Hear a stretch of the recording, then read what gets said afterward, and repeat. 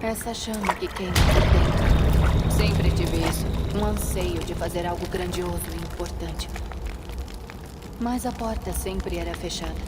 Achavam meus métodos muito severos. Fui excluída, banida, menosprezada.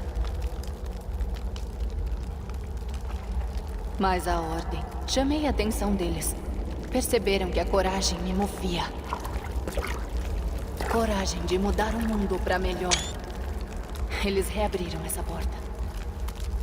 E usou a oportunidade para destruir um modo de vida que você não aprovava. Por diversas vezes, vimos o que acontece quando as pessoas têm a liberdade de interpretar sozinhas. O conhecimento deve ser controlado. Só então a mensagem pode ser compreendida. O dia em que só haverá uma verdade se aproxima. Uma verdade. É isso que a Ordem oferece. Esta aqui tentou provocar uma nova chama, mas sua mão foi pesada demais. Não teve paciência.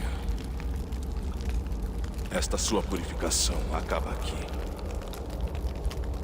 Meu trabalho não terminou, mas gerou consequências. Há outros que seguem, pois um dos 4 é nosso. Por que disse isso? O que significa? Agora me vou. Uma chama que irradia e incendeia, para sempre acesa.